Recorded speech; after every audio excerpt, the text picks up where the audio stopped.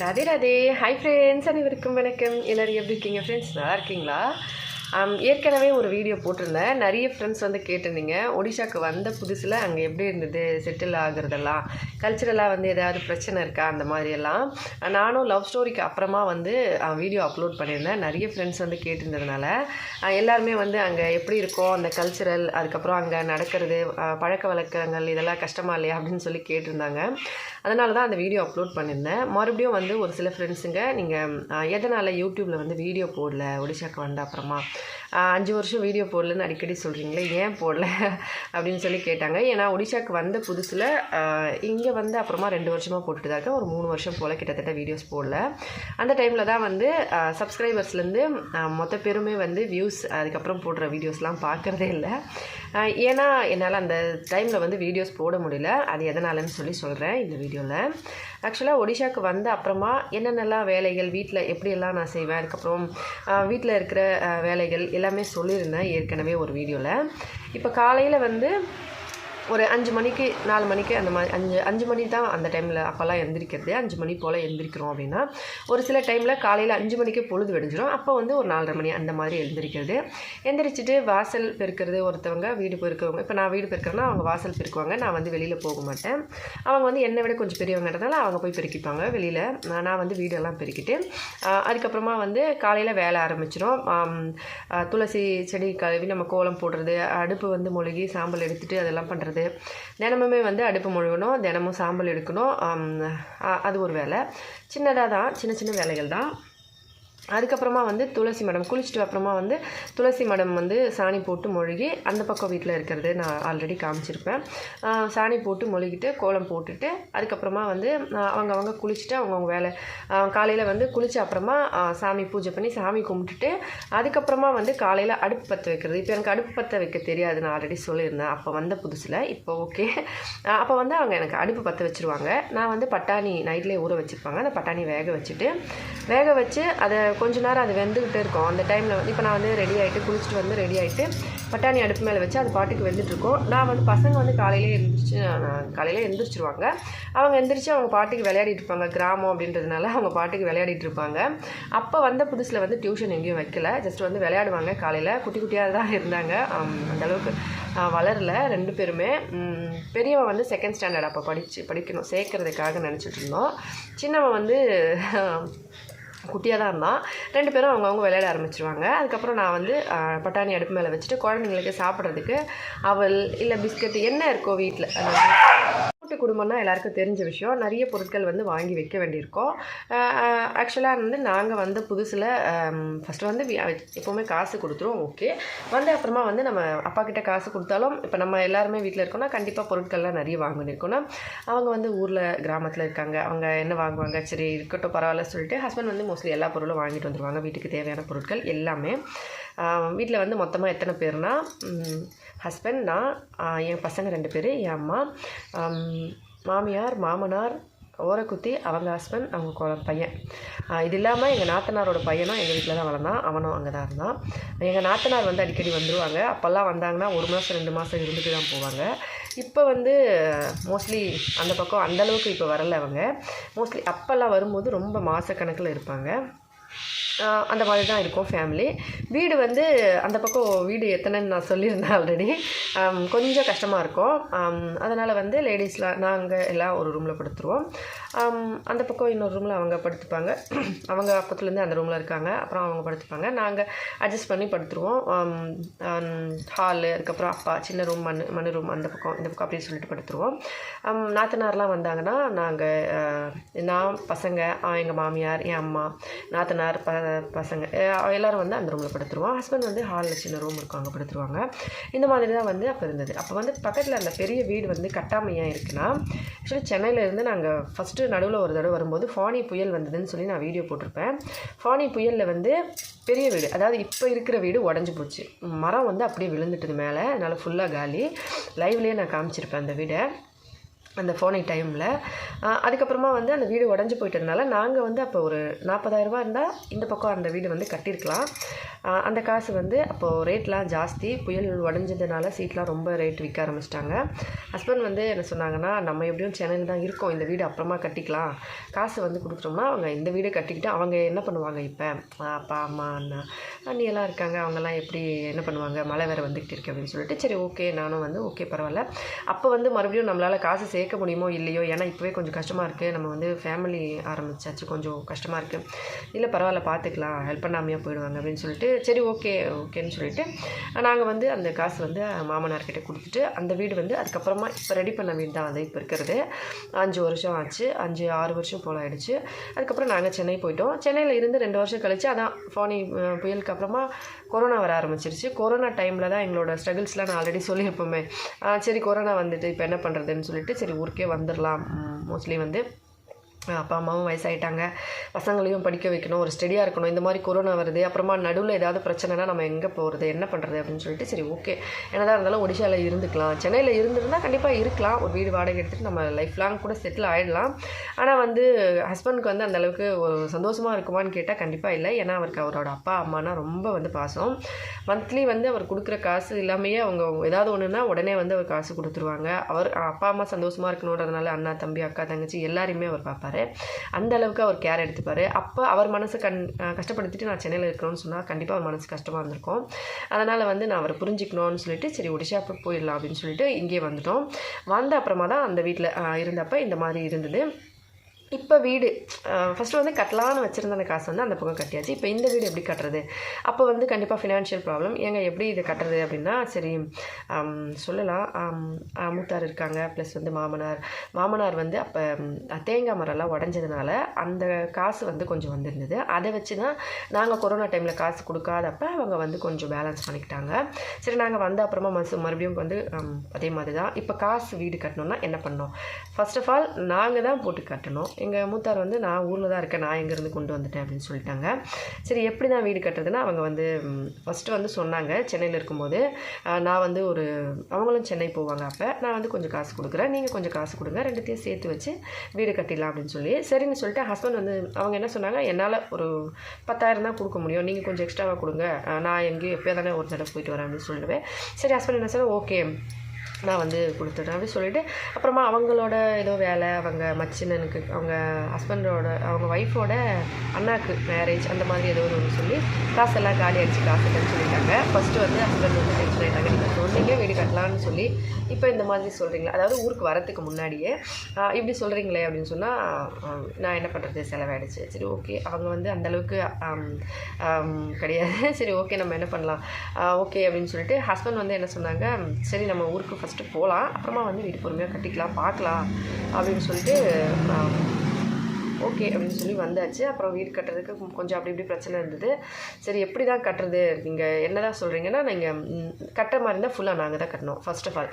ரெண்டாவது வந்து ஒரு வீட்டில் ஓர குத்தின்னா எங்கள் வீடு இப்போ எத்தனை பேர் இருக்காங்க ஃபேமிலி, கண்டிப்பாக ஒரு சின்ன சின்ன பிரச்சனைகள் வரும். ஏன்னா ஃபர்ஸ்ட் ஆஃப் ஆல் எனக்கு வந்து ஒடிஷா சமையல் அப்போ வந்து சுத்தமாக தெரியாது. டால்மா அது வந்து எனக்கு வரவே வராது. மோஸ்ட்லி வந்து ஹஸ்பண்ட் சென்னையில் இருந்த வரைக்கும் நான் என்ன சமைச்சாலும் வந்து தமிழ்நாடு ரெசிபினாலும் ஹஸ்பண்ட் சாப்பிட்டுப்பாங்க, அம்மா பசங்க எல்லாம் சாப்பிட்டுப்பாங்க.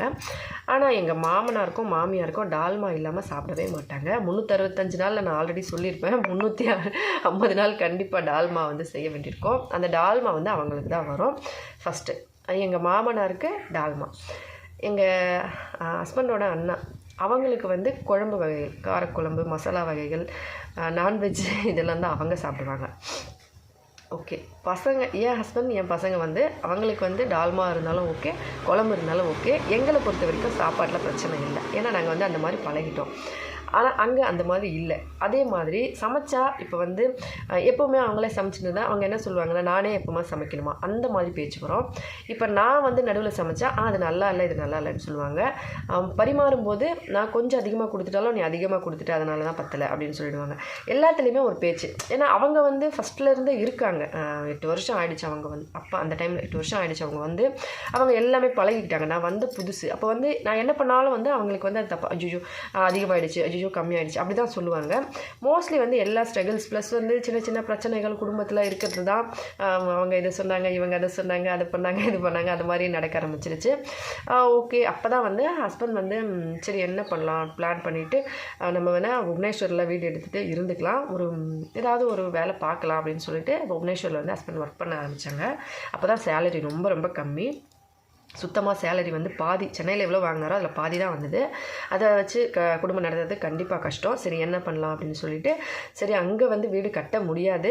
ஏன்னா இப்போ நாங்கள் அதே தப்பு வந்து பண்ணக்கூடாது. மறுபடியும் ஒரு தடவை நாங்கள் கொடுத்துட்டோம், அவங்க வந்து ரெண்டாவது அந்த வீடு கட்டணும் போது அவங்க கேட்டுக்கல அப்படின்னும் போது நாம் என்ன பண்ணணும்னா நம்ம அந்த வீடை இப்போ மொத்தமாக காசு போட்டு கட்டினாலும் ஃப்யூச்சரில் ஏதாவது ப்ராப்ளம் வந்தால் அந்த இடத்துல நம்ம எப்படி வந்து நிம்மதியாக இருக்க முடியும். ஏன்னா இப்போ அங்கே வீடு கட்டிட்டோம் அப்படின்னா ஃபர்ஸ்ட் ஆஃப் ஆல் அவங்க சண்டை போட்டாங்க அப்படின்னா எங்களுக்கு வந்து சண்டை பிடிக்காது. என் ஹஸ்பண்ட் வந்து சுத்தமாக அப்பா அம்மா மனசு கஷ்டப்படக்கூடாதுன்னு நினைப்பாரு.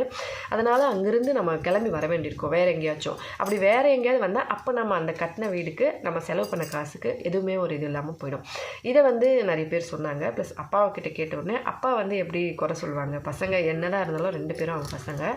அப்பா என்ன சொன்னாங்க, வீடு கட்டணும்ப்பா அந்த மாதிரி அங்கே ரோட் சைடில் இடம் இருக்குல்ல, அங்கே வந்து வீடு கட்டிட்டு ஒரு கடை வச்சுக்கலாம் அப்படின்னு சொன்னாங்க. சொன்ன உடனே அப்பா வந்து அங்கே கட்டுறியா, ஏன் இங்கே என்னாச்சு, இல்லைப்பா இங்கே கட்டலாம், ஆனால் கடை வச்சா எப்படி ரோட் சைடில் இருக்கிறதுனால நம்ம கடை வச்சா ஓரளவுக்கு இன்கமும் இருக்கும் அப்படின்னு சொன்னாங்க. ஹஸ்பண்ட் அப்படி சொன்ன உடனே எல்லோரும் வந்து கொஞ்சம் குடும்பம் பிரிஞ்சிருமோ அப்படின்னு நினச்சிட்டாங்க. அதுக்கப்புறம் வந்து அப்படியெல்லாம் இல்லைப்பா நம்ம வீடு மட்டும் கட்டிக்கலாம் அப்படி சொல்லிட்டு சரி ஓகே. ஃபர்ஸ்ட் ஆஃப் ஆல் வந்து அந்த வீட்டில் இருக்கும்போது நான் வீடியோ போடாததுக்கு காரணமே இப்போ காலையில் நான் சமைச்சிட்டேன், பாத்திரம் கழுவி முடிச்சிட்டேன், மதியம் அவங்க சமைக்கிறாங்கன்னா அவங்களுக்கு தண்ணி கொண்டு வந்து கொடுக்குறது, பாத்திரம் கழுவுறது, எல்லா வேலையும் பார்க்கணும். அவங்க சாப்பாடு போட்டு கொடுப்பாங்க, நான் கொண்டு போய் வைக்கணும், அவங்க சாப்பிட்ட அப்புறமா எல்லாத்தையும் எடுத்து கழுவுறது அது இதுன்னு சொல்லி 3:30 மணி கிட்டத்தட்ட 3 மணி. ஏன்னா காலையில் மாமனார் கோயிலேருந்து வர வரைக்கும் யாரும் சாப்பிட மாட்டோம், மத்தியானமும் அதே மாதிரி தான், அவங்க வர வரைக்கும் யாரும் சாப்பிடணும், அவங்க சாப்பிட்ட அப்புறமா தான் எல்லாருமே சாப்பிடுவோம். அப்படின்னும் போது 3:30 மணி ஆகிடும். கிட்டத்தட்ட சாப்பிட்டுட்டு பாத்திரம் கழுவி எல்லா வேலையும் முடிக்கிறதுக்கே 3:30 மணி ஆகிடும். 3:30 மணிக்கு நான் எப்படி வீடியோ போட முடியும்? மறுபடியும் ஒரு அரை மணி நேரம் தான் டைம் கிடைக்கும். நான் அந்த நேரத்தில் என்ன தான் எடுக்க முடியும், என்ன எடிட் பண்ண முடியும்?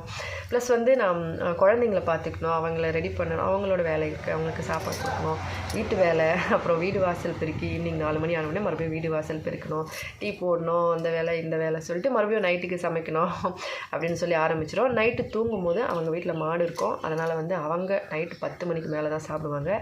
பெரியவங்க அவங்க சாப்பிடாம நான் சாப்பிட முடியாது, அதனால் அவங்களுக்காக வெயிட் பண்ணுவேன். கொஞ்ச நாள் கழித்து என்னாச்சுன்னா அவங்க மாமியார் சாப்பிடும்போதே மாமியார் என்ன சொன்னாங்க, நீயும் வா சாப்பிடுவேன், அவங்க வேணா அப்புறமா சாப்பிட்டுக்கிட்டோம் அப்படின்னு சொல்ல ஆரம்பிச்சிட்டாங்க. நான் சொன்னேன் இல்லைம்மா அவங்க தான் அவங்க என்ன நினைப்பாங்க, அவங்க வேலை முடிச்சுட்டு அவங்க சாப்பிடுவாங்க, நீ ஏன் அவ்வளோ நேரம் முடிச்சிட்ருக்க, நீ வான்னு சொல்லி ஒரு சில டைமில் மாமியார் இப்போ நான் தான் சாப்பிட்றேன்ல என் கூட வா 2 பேரும் சாப்பிட்லாம், தனியாக தான் சாப்பிடக்கூடாது, தனியாக சாப்பிட்டா தான் தப்பு, என் கூட வா நம்ம 2 பேரும் சாப்பிட்லாம் அப்படின்னு சொன்னாங்க. சரிங்கன்னு சொல்லிட்டு அப்போதுலேருந்து அம்மா கூட சாப்பிட ஆரம்பிச்சிட்டேன். அதுக்கே வந்து அவங்களுக்கு மனசு கஷ்டம். பெரியவன் நான் இருக்கேன், நான் சாப்பிட்றதுக்கு முன்னாடியே அவங்க சாப்பிட்றாங்க, அவங்களுக்கு என்ன அவங்க சாப்பிட்டு தூங்கிறாங்கன்னு சொல்லுவாங்க.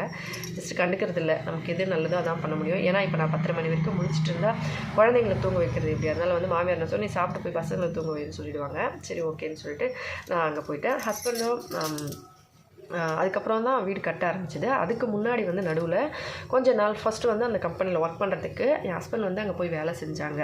அதுக்கப்புறமா வந்து அம்மா என்ன சொன்னாங்கன்னா, எனக்குமே இங்கே இப்படி இருக்கிறது, நீங்களே அங்கே போய் வேலை செய்கிறீங்க, பொண்ணு தனியாக இருக்கா, எனக்கு ஒரு மாதிரியாக இருக்குது, நான் வந்து உங்கள் கூட வர வேலை செய்கிற சொன்னோடனே ஹஸ்பண்ட் என்ன சொன்னாங்க, இங்கெல்லாம் லேடிஸ் வேலை செய்ய மாட்டாங்கம்மா அப்படின்னு சொன்னோடனே, அப்போனா நான் சென்னைக்கே போகிறேன் அப்படின்னு சொன்னாங்க. சென்னையில் போய் எங்கள் தங்கச்சி வீட்டில் இருக்கேன், என்னையும் வேலைக்கு கூப்பிட்டு புவனேஸ்வர்லாம் சேர்த்துப்பாங்க அப்படின்லாம் சும்மா சொல்கிறீங்க அப்படி இப்படின்னு சொல்லுவேன். சரி ஹஸ்பண்ட் என்ன பண்ணாங்க, சரி வீடும் இல்லை, அம்மா வந்து எப்படி இருந்தாலும் என்னோட அம்மா அங்கே இருக்கிறதுக்கு அவங்களுக்கு கம்ஃபர்டபுளாக இருக்குமோ இல்லையோன்னு சொல்லிட்டு ஹஸ்பண்ட் வந்து அம்மாவை கூட்டிகிட்டு போயிட்டாங்க. ஆக்சுவலி அங்கே லேடிஸ்லாம் ஒர்க் பண்ணுவாங்க. அங்கேருந்து ரூம் வாடகை எடுத்துகிட்டு அம்மா ஹஸ்பண்ட் 2 பேரும் அங்கே இருந்தாங்க. ப்ளஸ் எங்கள் ஊர் ஆளுங்க 4-5 பேர். அம்மா வந்து தனியாக ஒரு ரூமில் இருப்பாங்க, சமைச்சு கொடுத்துட்டு இருந்தாங்க. சரின்னு சொல்லிட்டு அங்கேருந்து மறுபடியும் அப்போ தான் வந்து அங்கே செட் ஆன அப்புறமா நான் பசங்கள்லாம் அங்கே போயிட்டு இருந்தோம். 4-5 மாதம் இருந்து செட் ஆகலைன்னு அதுக்கப்புறம் தான் வந்து இந்த பக்கம் வீடு கட்டினது. இந்த பக்கம் வீடு கட்டும்போது நான் அந்த வீட்டில் இருந்தேன் 2 வருஷம் வரைக்கும். ஆக்சுவலாக மேஸ்திரி வந்தாங்கன்னா சமைக்க வேண்டிய வேலை எக்கச்சக்கமாக இருக்கும். அந்த டைம்லாம் ரொம்ப ரொம்ப கஷ்டமாக இருந்திருக்குங்க. அப்போ வந்து அதெல்லாம் வந்து சொன்னாலும் அவ்வளோ பெருசாக இருக்கும் லிஸ்ட்டு. நான் ஆல்ரெடி சொன்ன மாதிரி சொன்னால் சொல்லிக்கிட்டே இருக்கலாம், போய்கிட்டே இருக்கும், அந்த மாதிரி இருக்கும். சமைக்கும் போது மேஸ்திரி ஒரு 4 பேர் வராங்கன்னா எப்படி சமைக்கணும் அப்படின்றத அதெல்லாம் வந்து வேறு விஷயம். கண்டிப்பாக நான் இன்னொரு வீடியோவில் சொல்கிறேன். இதனால தான் வந்து என்னால் வீடியோஸ் போட முடியல. ஏன்னா வீட்டு வேலையே கரெக்டாக இருக்கும். ஹஸ்பண்டும் அம்மாவும் புவனேஸ்வரில் வேலை செஞ்சுட்டு இருந்தேன். அந்த டைமில் நான் வீட்டில் இருக்கும்போது ரொம்ப சுத்தமாகவே முடியாது. அவங்க வீட்டில் இருக்க டைம் ஆச்சும் பசங்களை பார்த்துப்பாங்க, ஓரளவுக்கு கேர் பண்ணிப்பாங்க. நான் வந்து என்னோடய வீட்டு வேலையை பார்த்துப்பேன். ஆனால் அவங்க கிளம்புன அப்புறமா என்னால் சுத்தமாகவே முடியல. வீடியோ போடுறதே இல்லை. ஜஸ்ட்டு எப்போயாச்சும் ஒரு சில வீடியோஸ் எடிட்டிங் ஜஸ்ட் வந்து ஃபோட்டோஸ் ஆட் பண்ணி நல்ல ரெமெடிஸ் இருந்தால் அதை வந்து அப்படி சொல்லியிருப்பேன். வியூஸ் வந்து அப்போ தான் வந்து ஃபுல்லாகவே குறைய ஆரம்பிச்சிருச்சு. 3 வருஷம் வரைக்கும். அந்த 1 வருஷம் அப்படி புவனேஸ்வர் இங்கே அங்கே அப்படி இப்படி தள்ளி 1 வருஷம் போயிடுச்சு. மீதி அந்த 2 வருஷம் வந்து ஹஸ்பண்டும் அம்மாவும் சென்னை போயிட்டு வேலை செய்கிறாங்க. அங்கே வந்து ஓரளவுக்கு என்னோடய ஜுவல்ஸு சேல்ஸ் பண்ண அப்புறமா ஹஸ்பண்ட் வண்டி சேல்ஸ் பண்ண அப்புறமா வந்து சரி நம்ம வந்து இப்போ வீடு கட்டிடலாம் அப்படின்னா கண்டிப்பாக அமௌண்ட் இல்லை கையில். என்ன பண்ணலாம், சேவிங்ஸ் கம்மியாக தான் இருக்குது, அதை வச்சு வீடு கட்டலாம் அப்படின்னு ஆரம்பித்த அப்புறமா நடுவில் வந்து நின்றுடும் போது காசு பத்தாது. என்ன பண்ணலான்னா சரி ஹஸ்பண்ட் வந்து நான் மறுபடியும் சென்னையில் ஒரு 6 மாதம் வேலை செய்கிறேன், அப்போ வந்து ஓரளவுக்கு இன்கம் கரெக்டாக இருக்கும் அப்படின்னு சொல்லிட்டு ஓகேன்னு சொல்லிட்டு தான் அவர் மறுபடியும் சென்னை, அம்மாவும் அவங்களும் சென்னை போயிட்டாங்க 1 வருஷம் வரைக்கும். நடுவில் ஒரு தடவை ஹஸ்பண்ட் வந்தார், அம்மாவும் ஹஸ்பண்டும் வந்துட்டு பார்த்துட்டு மறுபடியும் வேலை செஞ்சாங்க. 1 இயர் வரைக்கும் அப்படி இருந்தாங்க.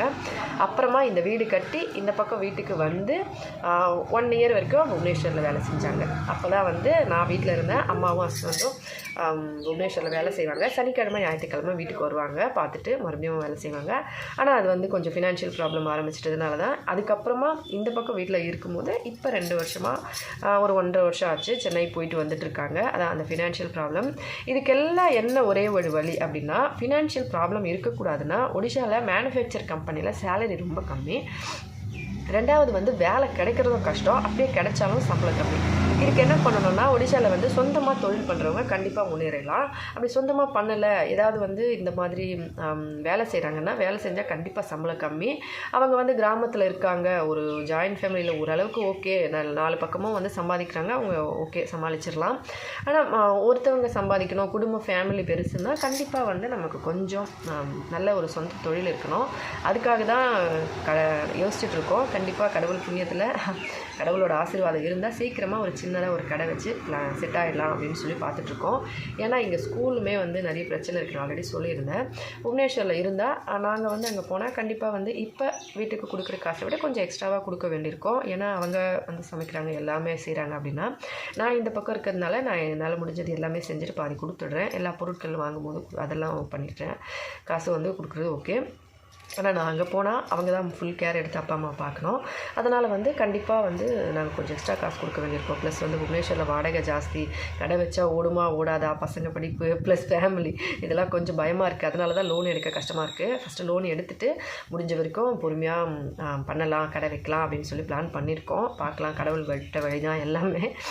அதுக்கப்புறம் வந்து மாமியார் மாமனார் வந்து ஏதாவது உடம்பு முடியலை, ஏதாவது பார்க்கணுன்னா நம்ம வந்து பக்கத்தில் இருக்கிறதுனால புவனேஸ்வர்லேருந்து வந்து பார்த்துக்கலாம். இதுவே சென்னையில் இருந்தால் ரொம்ப கஷ்டமாயிடும், அது ஒன்று. 2வது வந்து அவங்களுக்கு ஓகேன்னா கூட புவனேஸ்வரில் கூட்டு போய் கூட வச்சுக்கலாம் ஒரு சில டைமில். சென்னைனா ரொம்ப தூரமாக இருக்குது, அவங்க வந்துட்டு இருந்துட்டு வர முடியாது, கொஞ்சம் கஷ்டமாக இருக்கும். புவனேஸ்வரில் செட் ஆகிறது வந்து கரெக்டான ஒரு வழியாக இருக்கும். ஆனால் ஃபஸ்ட்டு வந்து அந்த லோன் அமௌண்ட்டு தான் கிடைக்கணுங்க. லோன் வந்து ரொம்ப வட்டியெல்லாம் அதிகமாக இருக்குது.